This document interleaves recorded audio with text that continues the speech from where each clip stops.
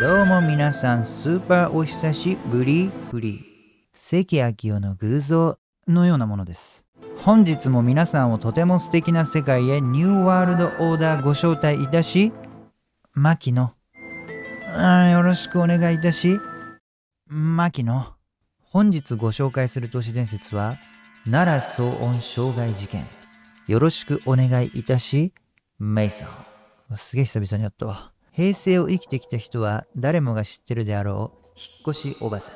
またの名を騒音おばさん。彼女が実は被害者だったということは聞いたことがあると思います。本日はその真相に迫っていきます。事件の真の始まりはなんと1988年に遡ります。あの伝説の騒音おばさんこと川原美代子氏は1988年に奈良県生駒郡平栗町に大阪府八尾市から引っ越しました。引っ越ししてすぐに奈良騒音傷害事件の被害者夫婦とは別の隣人と即トラブルになり、なんと裁判にて勝訴。隣人が引っ越すこととなりました。そしてその後引っ越してきた新たな隣人がターゲットとなりました。そのターゲットこそが奈良騒音傷害事件の被害者夫婦となり、1991年に最初のトラブルが発生。そして1996年のある日を境に24時間365日音楽が鳴り続くようになりました。この年、被害者夫婦の最初の訴えにより民事訴訟で1999年に最高裁で60万円の慰謝料を認める被告側敗訴の判決が確定しました。しかしそれでも嫌がらせはやまず、翌年防犯カメラに被害者宅の玄関を蹴っている映像が記録され、おばさんは器物損壊の容疑で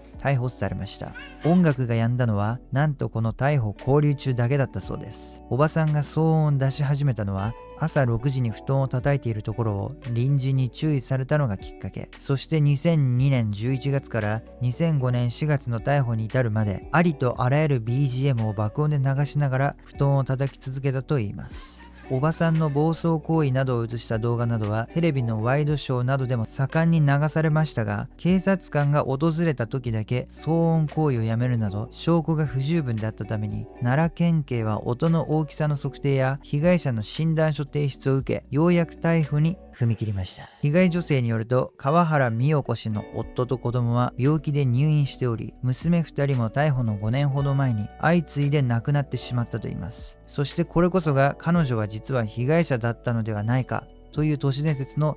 発端です。彼女は自分以外の難病を患う家族の介護を愚痴一つこぼさず、たった一人で行っていたといいます。そしてさらに被害者夫婦がおばさんに対し創価学会の勧誘を行い、それをおばさんが断ったことによって関係が悪化し、このような事件に発展してしまったとのこと。引っ越し当初は良好な関係を築いていたそうです。そしてさらに実は嫌がらせを行っていたのはなんと隣人夫婦だったとのこと。被害者夫婦は自宅の庭に騒音おばさんの家の窓から光が差し込むようにとわざと照明を設置。騒音おばさんは娘や息子が自宅で療養中であることなどから部屋に光が入るので撤去してほしいと願い出たそう。しかしそれにより被害者夫婦の嫌がらせはさらに激化し、近隣住民に騒音おばさんの息子や娘はだと言いふらしたり、自治会の班長に騒音おばさんの出す生活音がうるさいと訴えたりしたとのこと。そのことから騒音おばさんは自身の生活音を消すために BGM などを爆音で流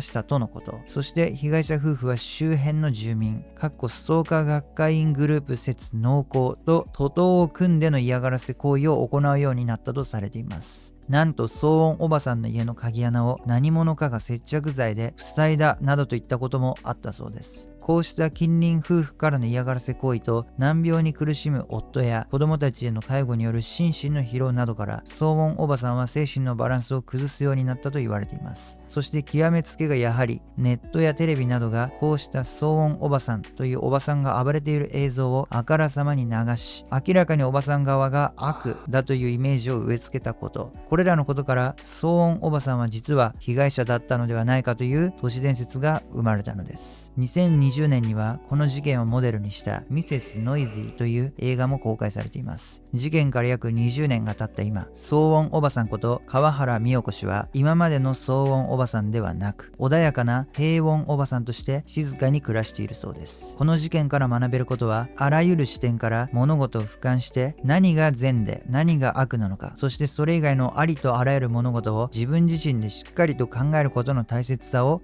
学ばされますね。それでは。何が真実で何が真実じゃないのか、信じるか信じないかはあなたくすぜや。